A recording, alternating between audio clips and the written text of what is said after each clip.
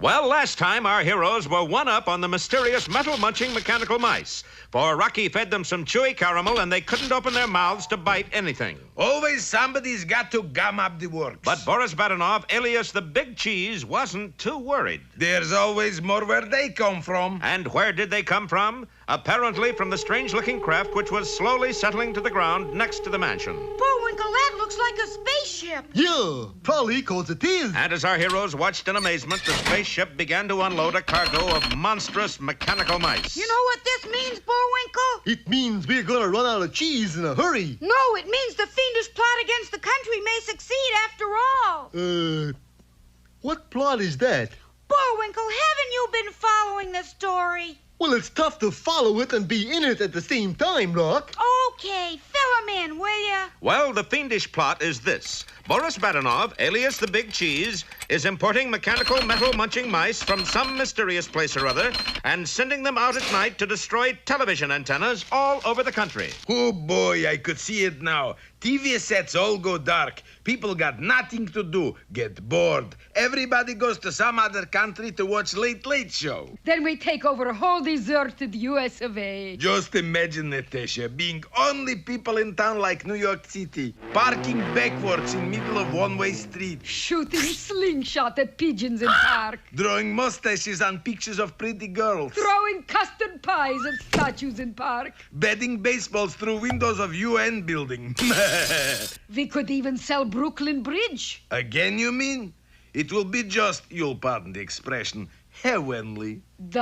Is first-class fiendish plot, darling. Should be. Is disapproved by Bad Housekeeping magazine. And the two villains set to work to wind up the fearsome creatures for the terrible task ahead. Meanwhile, our heroes were watching the mechanical mice disembark from the strange craft. If we could just find out where they come from. From that spaceship. Yeah, but where does it come from? That's your question. Well, let's sneak up on it and see.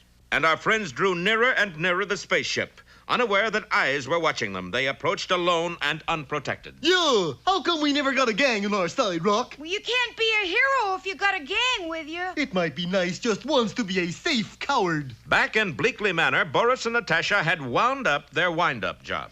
Darling, spaceship is ready to go. And Boris quickly slipped on his disguise as the Big Cheese, leader of the mechanical mice. Do I look like rat, Natasha? Of course, darling. To me, you always look like rat. Flatterer. And the disguised Boris made his way to the ship. Unfortunately for our heroes, he and they arrived at the same time. Bullwinkle, it's the Big Cheese. Let's go. Right! Not that way, this way. You mean towards him? But he's all alone. Couldn't we leave it like that? But Bullwinkle conquered his urge to flee and dashed toward the Big Cheese. Of course, being a coward as well as a sneak, Boris turned tail and ran for his life. Hey, you in the ship, save me, save me! And as if in answer to Boris's frantic cry, a strange weapon emerged from the odd-looking craft, leveled at our friends, and fired. Don't miss our next episode, The Shot Heard Round the World, or The First National Bang.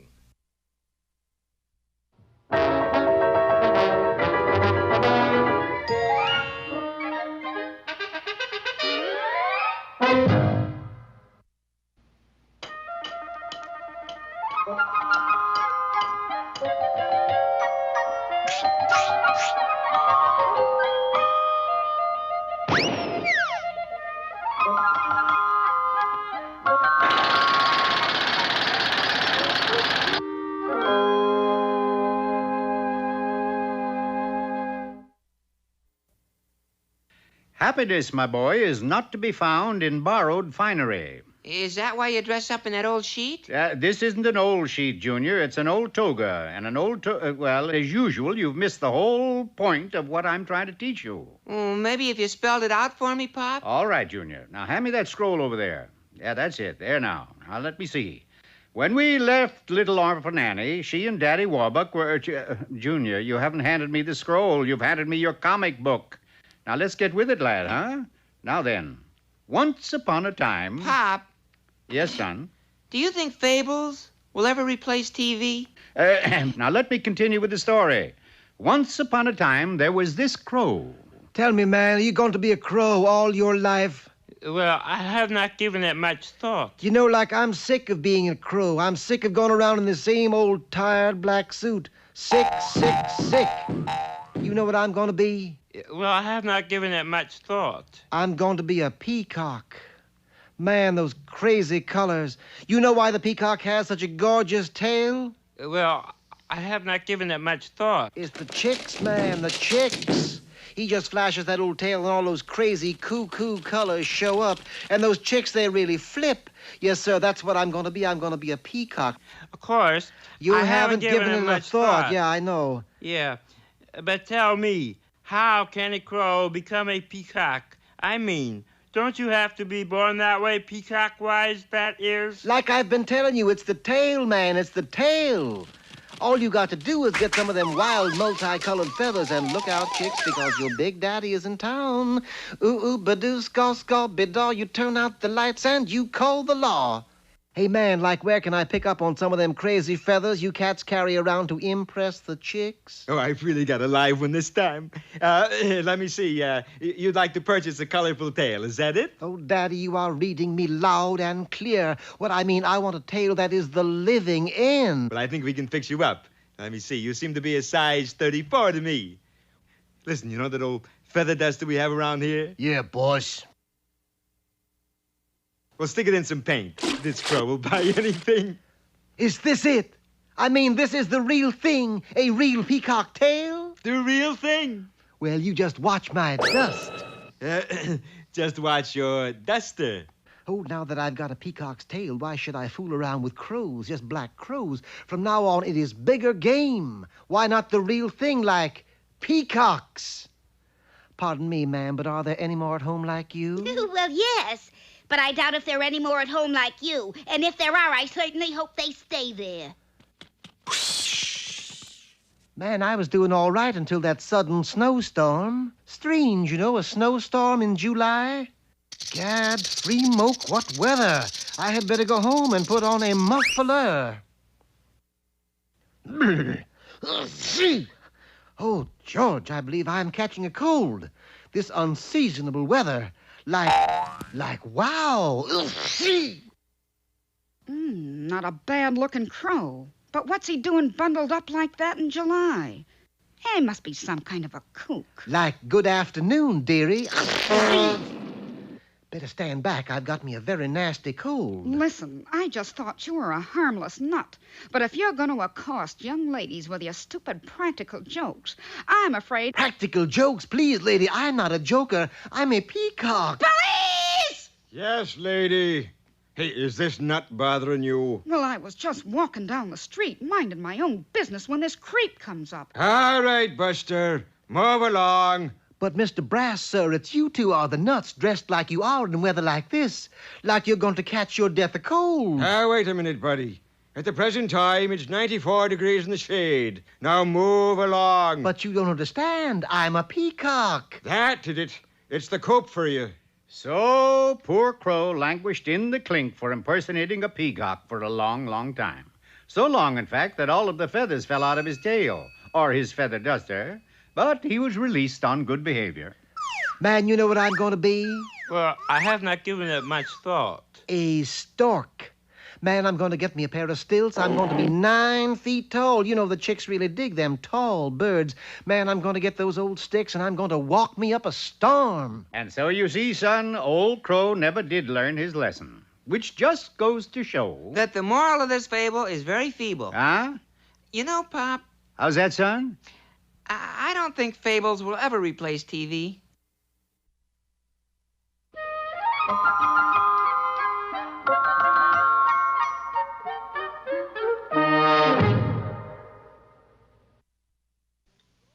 Ready, Rock? Sure you know how to work that thing? No. Anyways, here's what it was supposed to look like.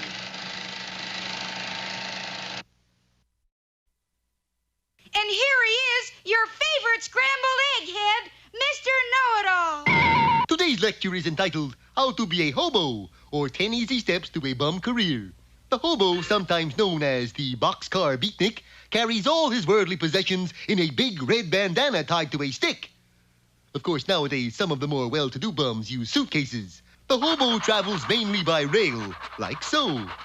This is called riding the rods. Oh, how I love to hear that lonely locomotive whistle. Sometimes we've got to hustle a little to make our connections. Ah, made it! Looks like I caught the super beef, doesn't it? Between trains, we join our fellow vagabonds in the hobo jungle, which is sort of the hobo Hilton. Here we see some of the clever tricks of the trade. For instance, building a fire without matches. Waiting for dinner is often full of suspense, because the cans usually don't have labels. Now, let's see what we've got. Boy! Boiled tennis balls! After a hearty meal, it's time for Betty Bye. We use newspapers for our blanket. It's nice to have those warm Sunday papers handy. Hey! Knock it off! And now we bid a fond farewell to Hobo Jungle and hop a slow freight to who knows where. Thank you, Mr. Know-It-All.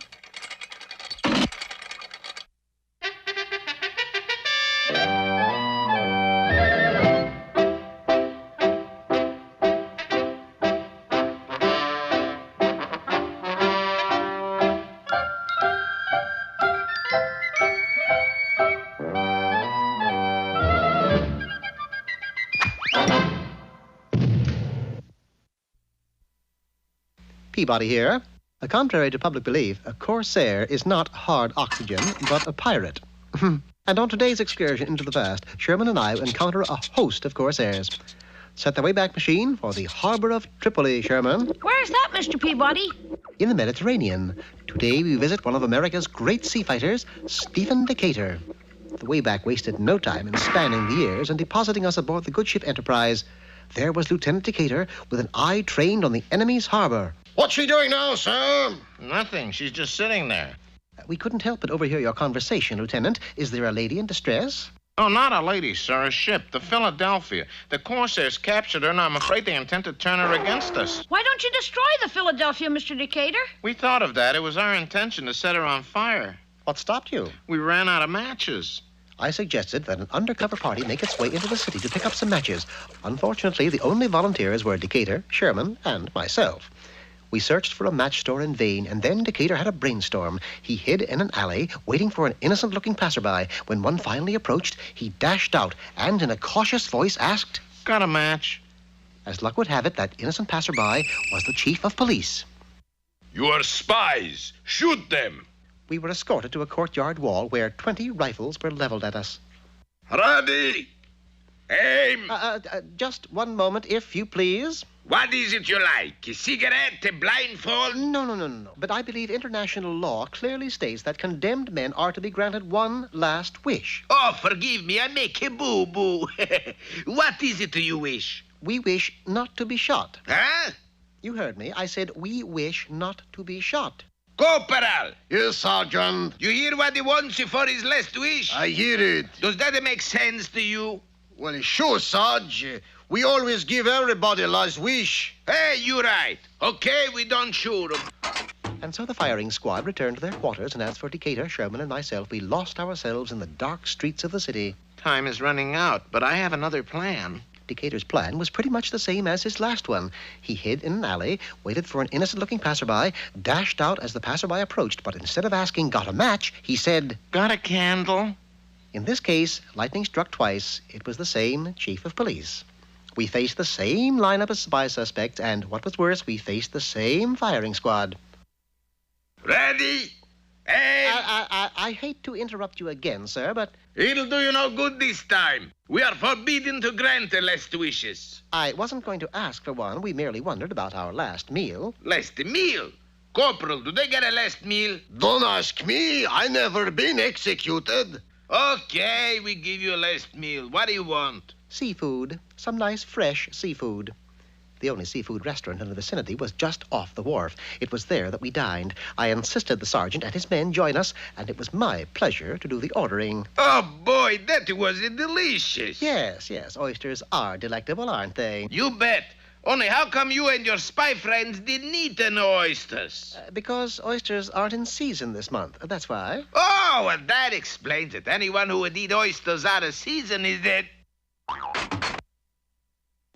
Now's our chance. We'll board the Philadelphia and burn her. But how without a match? It did seem an impossible task, but one I overcame easily. Merry Christmas, everyone! Merry Christmas! What is this? What are you doing aboard this boat? I am Santa Claus, and these are my helpers. Ho, ho, ho! We have stockings just crammed with goodies for you and your men. Hey, that's wonderful. Give them to us. Oh, no, Captain. Stockings must be hung over a fireplace. No, we don't got no fireplaces. Well, an ordinary fire will do. Just build a fire, and we'll hang the stockings over it. The Corsairs built a fire, all right, a fire that eventually consumed the Philadelphia. Our task successfully completed, we returned to the Enterprise and had dinner with Stephen Decatur. That was some experience, Mr. Peabody. It certainly was, Sherman. We not only helped the American cause, but we are in on the birth of a new profession. New profession? Yes, these men who are serving food to Decatur. I'd call them Decaturers, wouldn't you?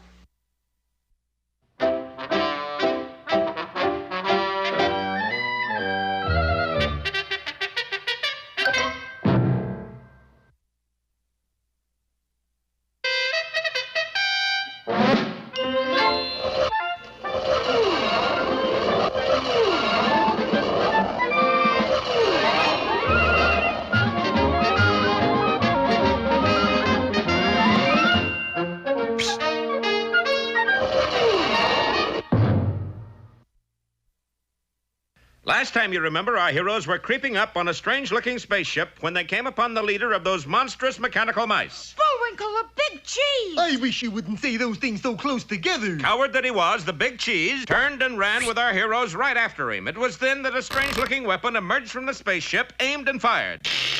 They got me, Rock! No, Bullwinkle. They got you? No. Him?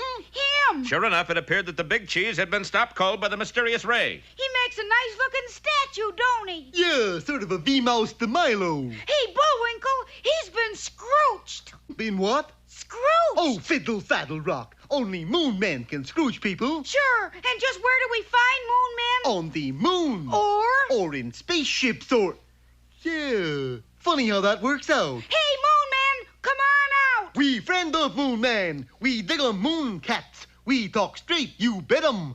Why the Indian chatter, Bullwinkle? Bullwinkle, I think that voice belongs to our old buddy Cloyd, the moon man. And don't forget me. And that's his pal, Gidney. Well, I'll be jiggered. Come on out, you fellas. We are out, Bullwinkle, see? Which one are you? I'm Cloyd, see? Of course. I remember you by the mustache. But I don't have a mustache. That's what I remember. And this is Gidney. Sure, I'd know those eyeballs anywhere. But what are you doing down here? We just brought another shipment of moon mice, Rocky. Gee, Bullwinkle, they're the ones behind this whole sinister plot. So Rocky told the two moon men of the terrible damage being done by the monstrous mechanical moon mice as they chewed up acres of TV antennas. Oh, dear, that's dreadful, Rocky. We had no idea they were going to be used this way. Well, let's go talk to the big cheese, Gidney. Don't you remember, Cloyd? You scrooched him. Yeah, he's stiffer than a boiled shirt. Still? No, you're so quick on the trigger, Cloyd. Yeah. Well, we'll just have to wait for him to get unscrewed. And our friends began their vigil, little realizing that they were waiting in front of a cardboard cutout, and the big cheese, or as we know him, Boris Bedinov, was even now readying his mechanical monsters for another attack. They're still waiting, Natasha? Yes, Boris. Darling, do you always carry cardboard cutout with you? Doesn't everybody? What city do we black out tonight, darling? Let's pick one scientifically. And Boris seized a dart, closed his eyes, and tossed it at the wall map. And what is the name of our honor city? Podunk Junction, darling. Okay, I'll tell the troops. Now hear this, you rats. This is Big Cheese squeaking. Target for tonight is Podunk Junction. Got it? Get it. And in a moment, before the startled eyes of our friends, flowed a veritable stream of monstrous mechanical metal-munching moon mice. They're on the loose again, Bullwinkle. And so's the big cheese, Rocky. Look at this. We've been tricked. Well, now what? We gotta stop those metal-munching mice is what? But how? Come on, we'll take the shortcut and head them off. Where do we head 'em off? Oh, Gidney, where does anybody head anybody off? At the pass! Sure enough, a few moments later, our friends were bracing themselves in the middle of the pass, waiting for the onrushing horde of 6-foot moon mice. We gotta fight 'em to the end, Bullwinkle. Yeah, and I got news for you, Rocky. What's that? This is the end. True.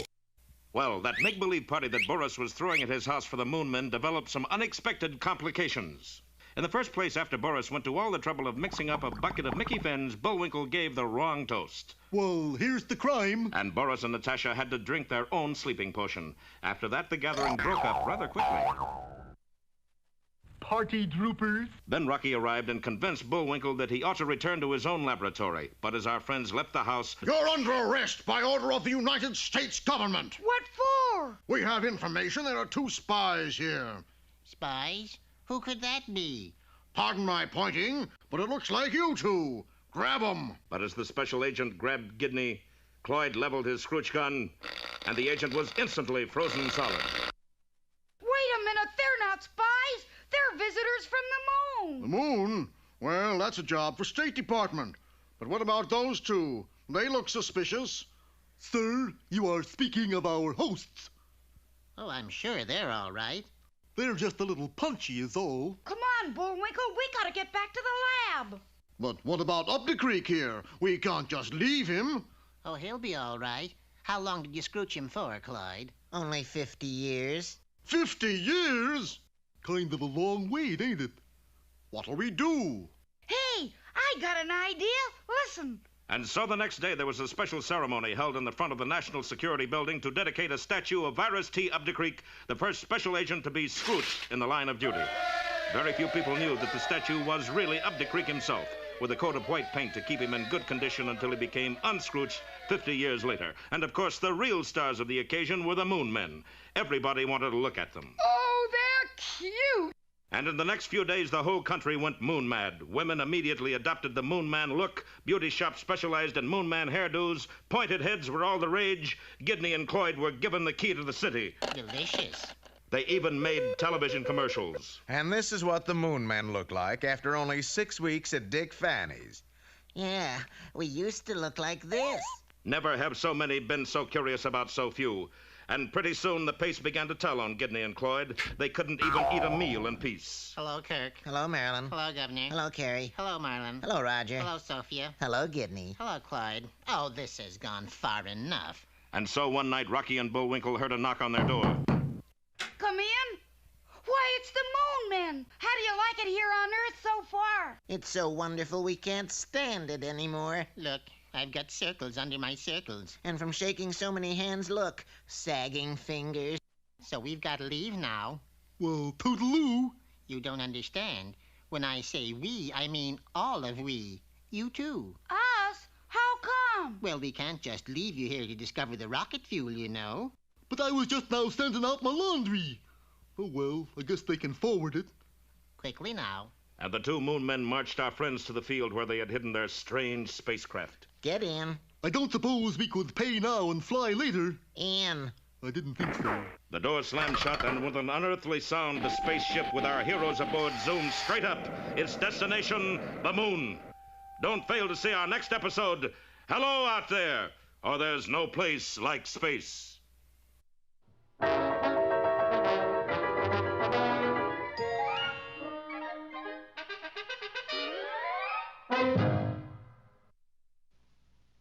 And now... Hey, Rocky, watch me pull a rabbit out of my hat. But that trick never works. This time for sure. Presto! Well, I'm getting close. And now it's time for another special feature.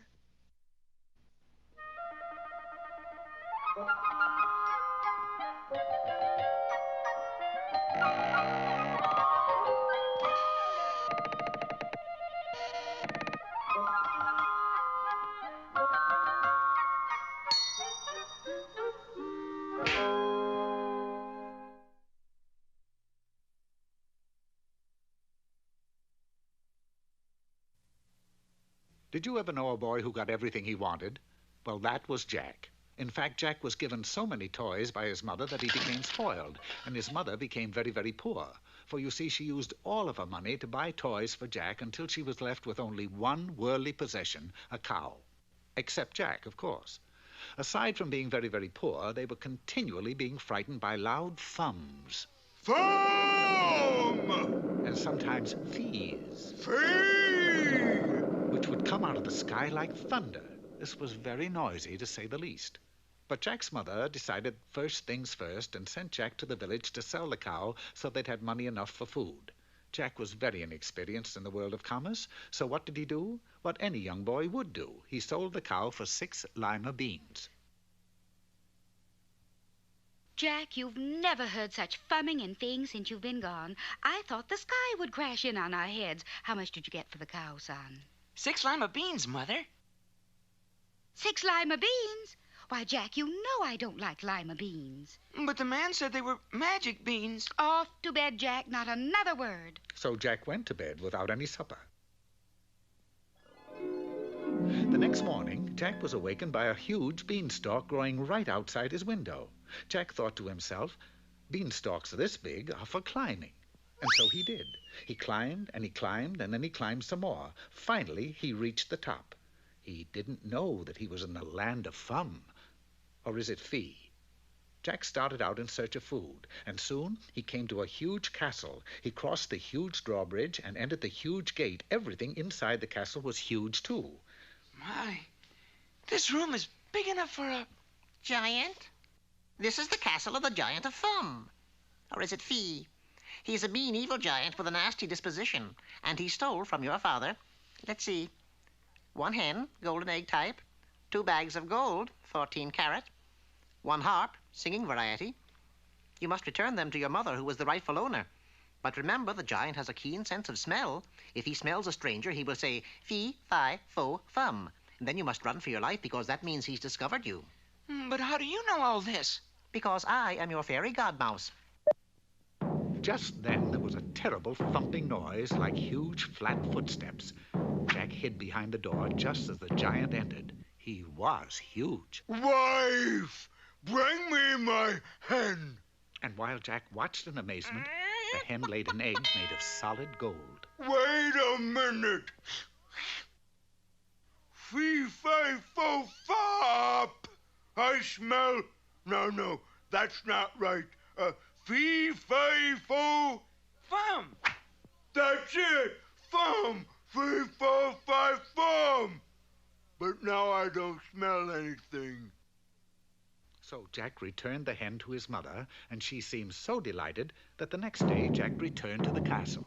Wife, bring me my bag of gold. It was more gold than Jack knew there was in the world. Wait a minute. Fi, fo, fum, fee. No, dear. It's fee, fi, fo, fum. That's what I said. Fee, fi, fum, fo. Fum, stupid! Fee, fi, fo, fum! And as the giant and his wife argued, Jack slipped out of the door and was gone. He gave the gold to his mother. She seemed so delighted that the next day he was back in his hiding place. Wife, bring me my singing harp. 1, 2. Oh, when the saints go marching in, when the saints go marching in. Wait a minute. Fee, fi, fo. Fum! And for goodness sakes, hurry, I'm being stolen. Ooh, I'll give you such a fum. Oh, when the saints go marching in, when the saints go marching in, how I want to be in the number when the saints go marching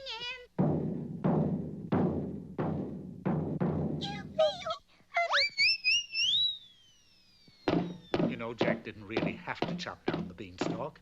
For you see, the giant was so afraid of heights that when he looked over the edge, he was so frightened that from that day on, never again was heard a fum or even a feeble fee. Only foop or tweep. And Jack changed too, for he had learned that there was as much fun in giving as in receiving, and so everybody lived happily ever after, Jack and his mother and the cow. And the fairy godmouse.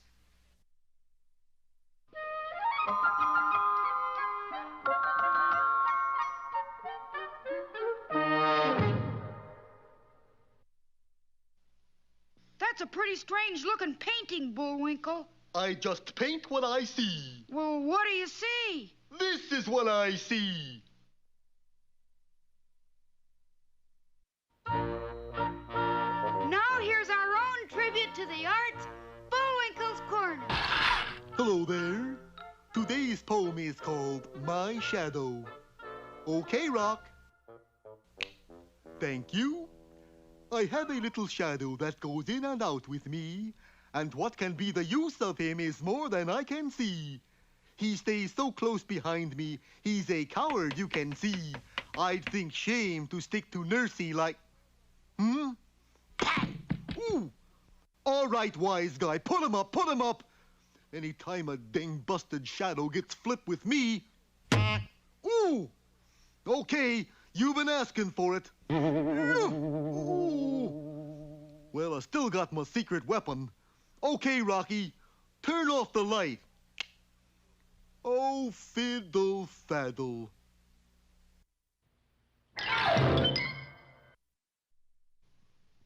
And now it's time for 5 or 6 baritone solos in the key of E. But... Now for another of our special features. Should have tried E flat.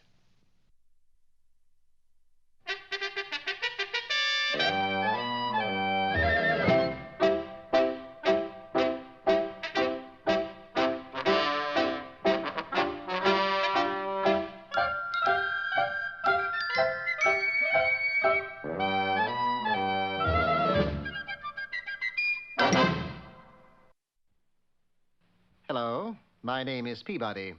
I am a genius. And my name is Sherman. I'm a boy. Mr. Peabody's boy. Set the Wayback Machine for the 6th century, Sherman. 6th century it is, Mr. Peabody. And the place? Camelot, where we'll visit King Arthur. The Wayback took us way back instantly to the foot of King Arthur's throne. At last you are here. Which of you is the doctor? Why, is someone ill, Your Majesty? Not yet, but there will be. There always is on Black Tuesday. Black Tuesday, sire? Yes. Once a year, merry old England breaks out in a rash of plagues and floods. It always happens on a Tuesday. And you couldn't very well call it White Tuesday, could you? Have there been any disasters yet? Oh, yes, all sorts. Such as? Well, take us, for instance, my singing sword. Looks all right to me. Well, it may look it's all right, but today it singeth flat. What else has gone wrong, Your Highness? There's Merlin the magician. 1 hour ago, he developed a case of amnesia. Abra. Oh, I wish I could recall how the rest of that goes. You see, one calamity after another. And who knows what's next? We soon found out. Sire, we are doomed! Camelot is doomed! Of course we are, dear boy. It's Black Tuesday. It's the drawbridge, sire! There's a dragon down there! A glance through the castle window confirmed the unusual report. This, then, is it. Why not fight the dragon? Yes, but what with? What about your knights? Restless, lad, restless. Can't sleep a wink. Sherman is referring to the armored type of knight, Your Majesty. You know, Galahad, Lancelot. Oh, them! Yes, that's a good idea. Summon my knights. Quickly, the drawbridge was lowered. But unfortunately, most of Arthur's knights had taken a shower with their armor on. Rust! It is the thing we feareth most.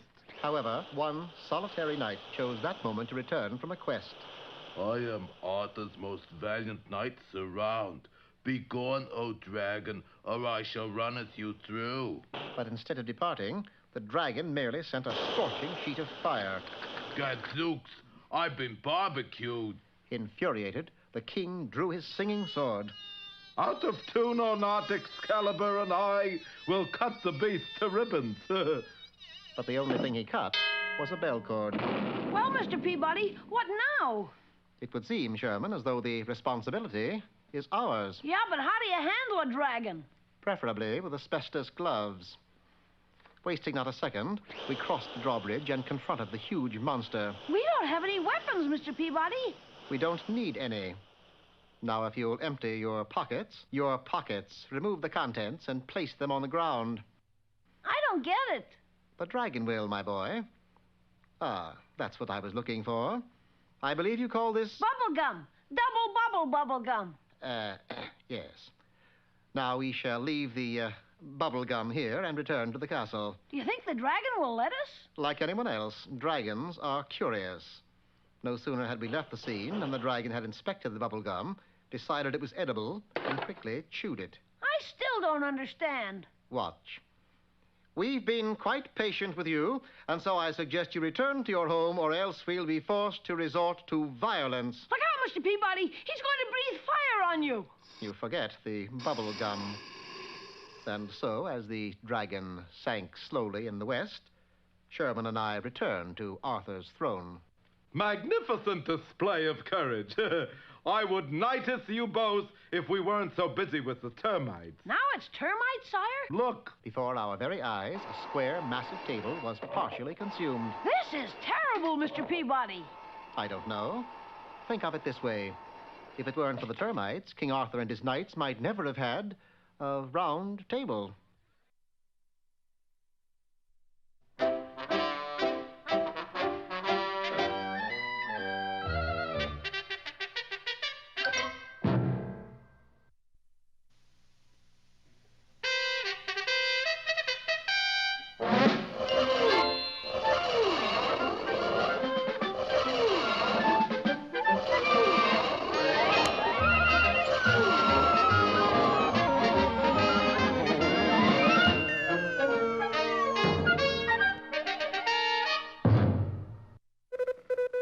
While the two Moon Men, Gidney and Cloyd, were kept busy making personal appearances and signing autographs, Rocky and Bullwinkle were working furiously to rediscover their lost rocket fuel.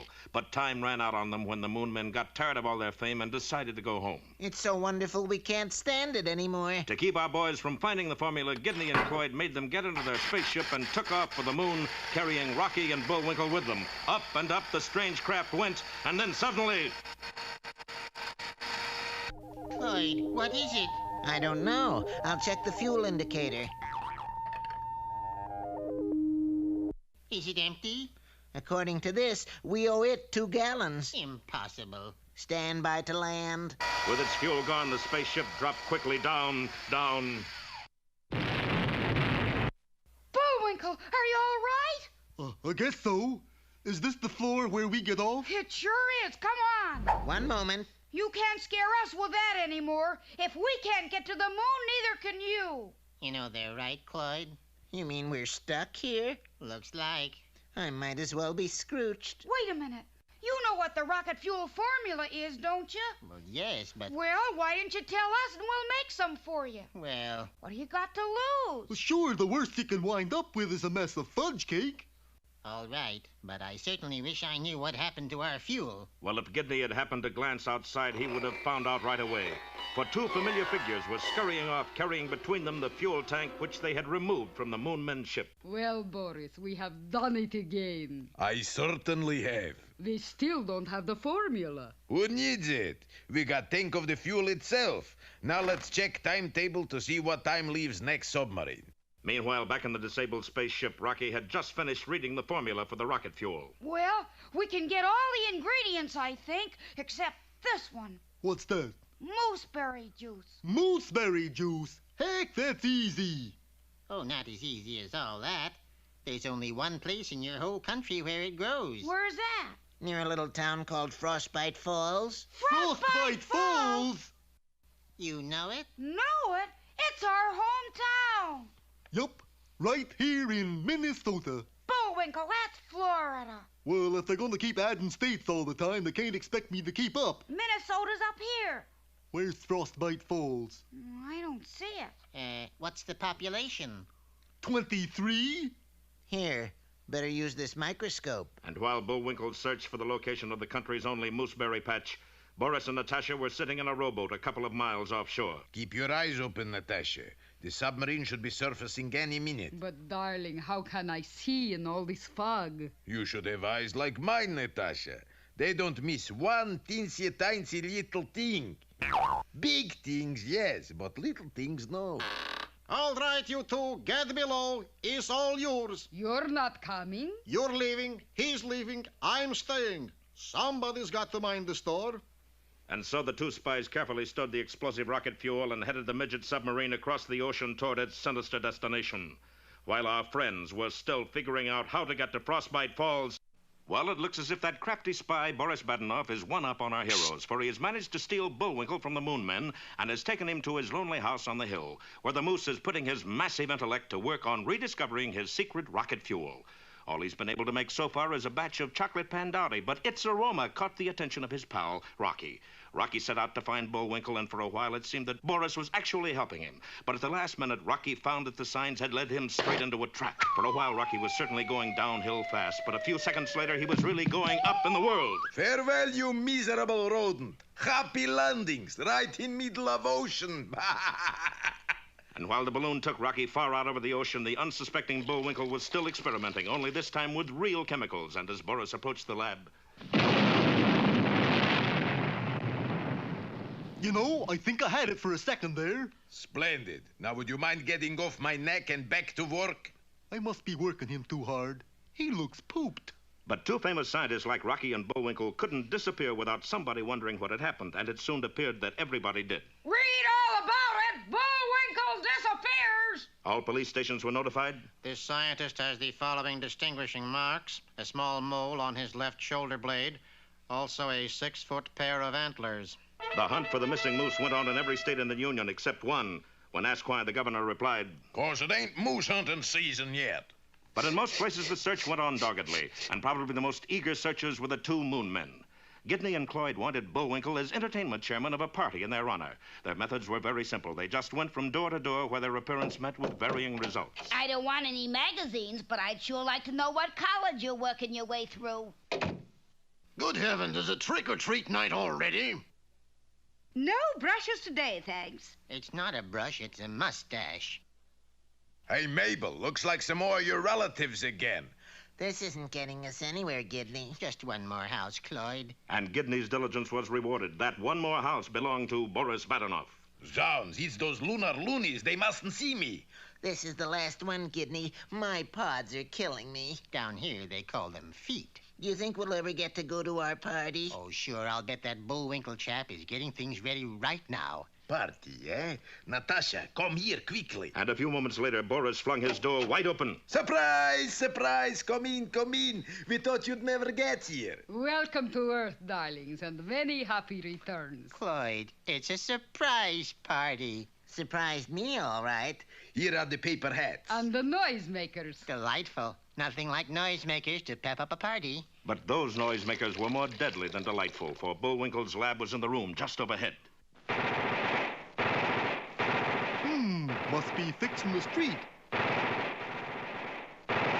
Doggone, they don't make test tubes like they used to. Now, you just make yourselves at home while I make the punch. It's my own recipe. Is it good? Good. He's knockout. And while Boris prepared a lethal potion for the Moon Men, the balloon carrying Rocky was in a terrible storm out over the Atlantic. Suddenly, there was a searing bolt of lightning, an explosion, and the shattered balloon basket plummeted toward the angry ocean 10,000 feet below. Don't miss our next exciting episode, The Submarine Squirrel, or 20,000 Leagues Beneath the Sea.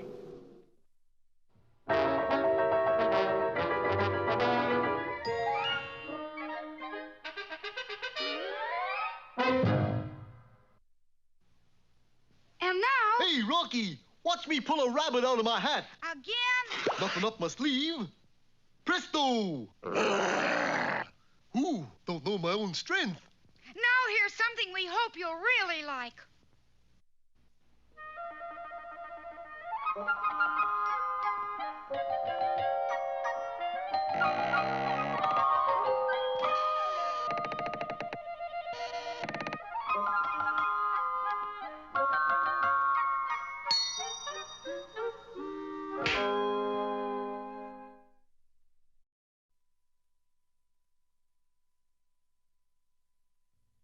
A long, long time ago, more than a year in fact, a little girl lived with her mother in a little house on the edge of a deep wood. It was a pretty house, and she was a pretty girl. Her name was Twissenelda Wolfenpickel. But she had such lovely golden curls that everybody called her Goldilocks, which you must admit was just as well. Now, Goldilocks had just one bad fault. She was very careless, especially with things that belonged to other people. Children who let her play with their toys always wished that they hadn't. One day, Goldilocks decided to take a walk into the deep woods. It was going to be a long walk, so she packed a lunch and borrowed her father's compass to show her the way. And off she went. Well, about 2 sandwiches, a banana, and 4 prunes later, she decided to start back. But the compass now acted very strangely. She started toward what she thought was home, but the first thing you know, she was walking in circles. Only she didn't know it. Look, footprints. If I follow them, I'm bound to get out of these woods eventually. So Goldilocks wearily trudged round and round in the same old circle for hours. Then, alone and scared, she covered herself with a cloak. Well, almost. And shivered her way through the long, cold night. Now, just a little way from where she lay stood an odd-looking house. The home of the Bear family, Papa, Mama, and little Oswald. Breakfast is ready. Looks good. Oh! Oswald, stop shouting. That wasn't me. It was Pop. Why, Bruce Bear. Hot. What? Not what? Hot is hot. It's supposed to be hot. Not that doggone hot. Oh, all right. Why don't we take a little walk until it cools off a bit? So the 3 bears set out on their walk, leaving their breakfast on the table.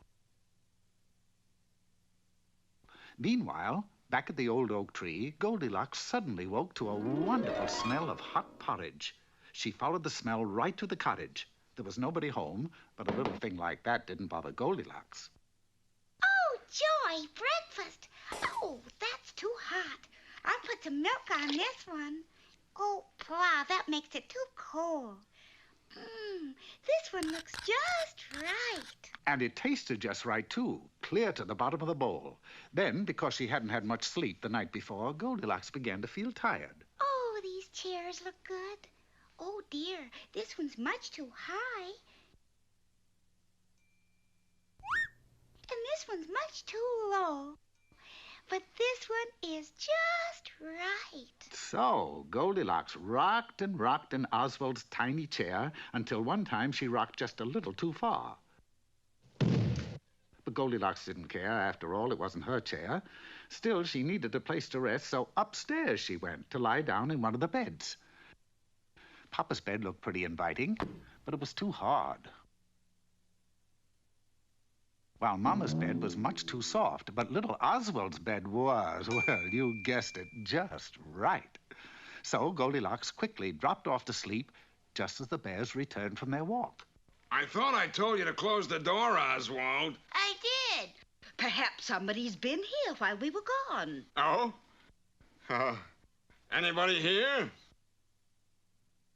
Oh, what the ding-dong! Somebody's been eating my porridge! Somebody's been eating my porridge. Somebody's been eating my porridge and didn't leave spoon one. Look in the other room, Bruce. Somebody's been rocking in my chair! Somebody's been rocking in my chair. Somebody's been rocking in my chair, and were they ever heavy? Bruce, someone's upstairs. Careful now, there may be trouble. Somebody's been sleeping in my bed. Somebody's been sleeping in my bed. Somebody's been sleeping in my bed, and here she is. Oh! Things got pretty frantic then.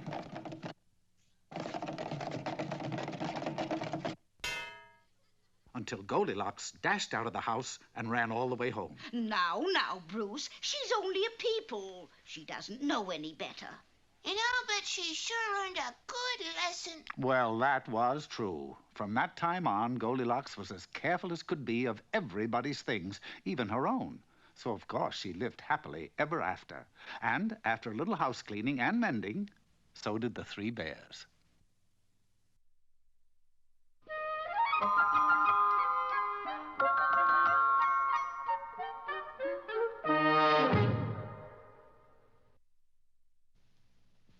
Eeny, meeny, chilly beany, the spirits are about to speak. Are they friendly spirits? Friendly? Just listen. And now for our moment of culture, here's Bullwinkle's Corner. Hello there. The name of today's poem is, where go the boats? Dark brown is the river, golden is the sand. It flows along forever with trees on either hand. Green leaves a-floating, castles on the foam. Boats of mine a-boating, where will all come home? On goes the river, down past the mill.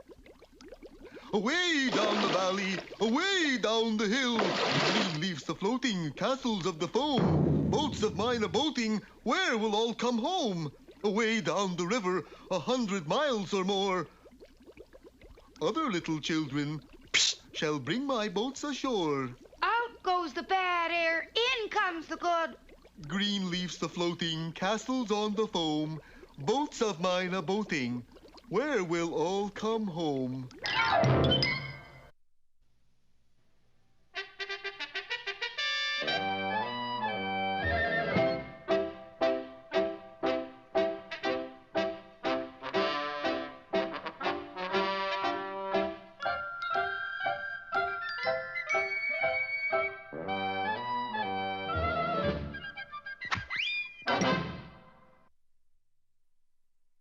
Hello, Peabody here. I believe that every dog should have a boy. That's why I adopted Sherman. Shall I set the wayback controls, Mr. Peabody? Yes, Sherman, you may set the Wayback Machine for the year 1875. And the place? Dodge City, specifically the Marshal's office. For today, we visit that legendary lawman, Wyatt Earp. In no time at all, Sherman and I were standing before Marshal Earp. His actions rather surprised us. You the fellas with the tiddlywink set? Set it right down there on the table till I finish my sword fighting. On guard there, you varmint. Excuse us, Marshal, but you're mistaking us for someone else. You didn't bring no tiddlywinks? I'm afraid not. Well, then you must have brung a deck of cards. No, sir, we didn't bring any cards either. Obviously, you're quite busy, Marshal, but could you take a moment to explain why you're... Why I'm fencing and going in for tiddlywinks and card games? Precisely. Well, I gotta get ready to capture Ace's Wild, the worst doggone bank robbery in Kansas. You mean you're gonna fight him with a sword? I'll fight him, challenge him at a game of tiddlywinks, or even go fish. But I'm gonna beat him and bring him in. Has the possibility occurred to you that he may wish to fight you with a gun? Well, if he does, then old Wyatt's going to Boot Hill. Don't you have a gun? I got part of one. You see, after every gunfight, I always had a habit of carving a notch on my gun handle.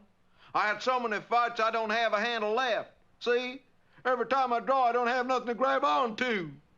Why not buy another gun? Or at least a handle? Ain't none around. Them things are scarce out here. You fellas ain't got a gun you can lend me, have you? I'm afraid not.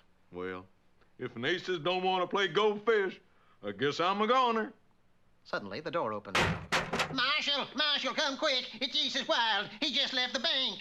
Did he make a withdrawal or a deposit? A withdrawal. Took every darn cent there was. Well, this calls for a showdown. Folly me. And folly him we did. That is, until he misjudged his footing and... Please. He's out cold, Mr. Peabody. It's just as well, Sherman. Yeah, but who's gonna fight Ace's Wild? Belly up to the bar, boys. The drinks is on me. Well, you better vamoose pronto. Marshal Earp's sure shooting going to come looking for you. You know what I got for him? A bullet with his name on it. Look out, Aces. Sounds like the marshals are coming. Come on in, Marshal. And come on in a-fightin'. I assume you're Ace's Wild? I be he. Who be ye? I be Peabody.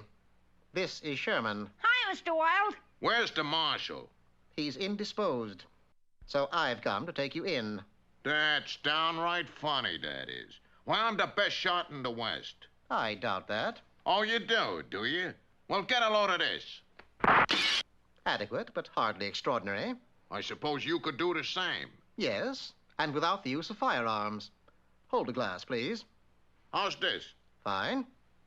So saying, I went to the piano, selected E above high C, and... Well, I'll be dogged. All right, Mr. Smarty. Let's see you outdraw me. On the count of 3, grab your gun. But you don't have a gun, Mr. Peabody. I don't need one, Sherman. Now, if you'll be so kind as to hand me that tray. Good boy. Now, stand aside. You ready yet? I will be, as soon as you move directly beneath that chandelier. What for I gotta stand there? You'll see. Well, I guess it don't matter where I stand. What matters is where you fall. 1, 2, 3. You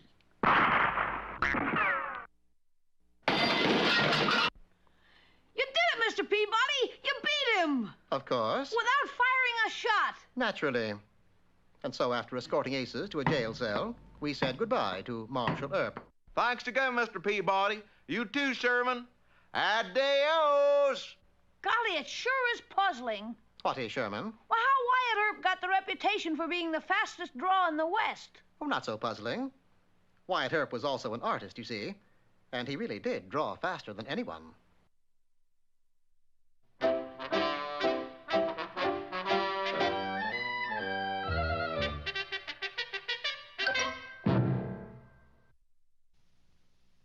Today's lesson is mighty important, remember?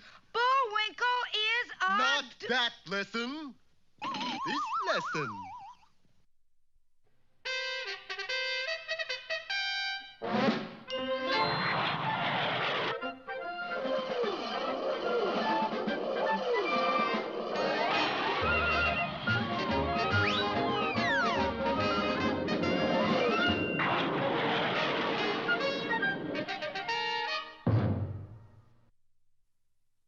Last time you remember, Boris Badenov had captured Rocky and set him adrift in a balloon. The balloon was struck by lightning and plummeted down toward the ocean thousands of feet below. As the balloon fell, the plucky squirrel managed to work his way out of the basket and, spreading his arms and legs, began to glide toward the distant shore miles away. Boy, I hope I can stretch my glide that far. Unfortunately, at that moment, Rocky was being picked up by the radar antennas of the Air Defense Headquarters. General Broadbeam, sir, we've spotted a flying object headed straight for us. What kind of object? Well, sir, it appears to be a squirrel. A what? Yes, sir. Probably a secret missile we don't know about. Well, we can't take chances. Shoot it down. And within seconds, huge batteries of weapons were leveled at Rocky and commenced fire. Holy smoke! They think I'm an enemy. Hey, cut it out! I'm friendly. Look, I'm smiling. Oh, if there were just some way I could tell them who I am. Then the brainy squirrel got an idea and began to fly in a special pattern. Look, General, the object is spelling something out. Sure enough, the wily Rocky was using the smoke from the ack-ack burst to spell out letters, a kind of polka dot skywriting. What's it say, General? U.S. Cease firing! Don't harm a hair of his head. That is a U.S. taxpayer. We need every one of them we can get. So Rocky continued gliding toward the shore, this time with an honor escort of jet planes. Meanwhile, at Boris's house, the spy was pretending to throw a party in honor of the Moon Men, complete with paper hats and noisemakers, while Bullwinkle worked in the room above. Mind if I join you? In a corner of the room, Boris, who was really anxious to get rid of the Moon Men, was mixing up a bucket full of Mickey Fins. Oh, goody. Punch. Boris, if Moose ever drinks that, he will be asleep for weeks. And we won't get formula from him. Well, here's looking up your ancestors. At that moment, Rocky and his escort were flying just a few hundred feet above the house. I can make it now, fellas. Thanks a lot. And the squirrel headed down for Boris's hideout. Wait, a toast. Oh, sure. Gentlemen, the Queen. You said it. No. Now we must break glasses. But we ain't drunk the toast yet.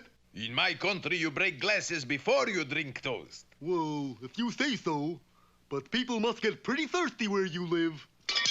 Now, I'd like to give a toast. Of course. Well, here's the crime. To crime? Of course, that was a toast that Boris and Natasha had to drink. The results were immediate. Hey, she's gone to sleep. You fellas don't feel sleepy? Nope. Not even little bitsy bit? Nope. That punch sort of peps you up. Nighty-night. And Boris joined Natasha in deep slumber. Party droopers. At that moment, Rocky appeared at the open window. Bullwinkle, there you are. Where else? Hiya, Rocky. Come on, we gotta go back. Everybody's looking for you. Oh, that's nice of them. Okay, let's go. Come on, Moon Man. Our friends started back, but just as they left the house, heavy hands fell on their shoulders and a very official voice boomed. You are under arrest by order of the United States government. Our heroes under arrest? Whatever for?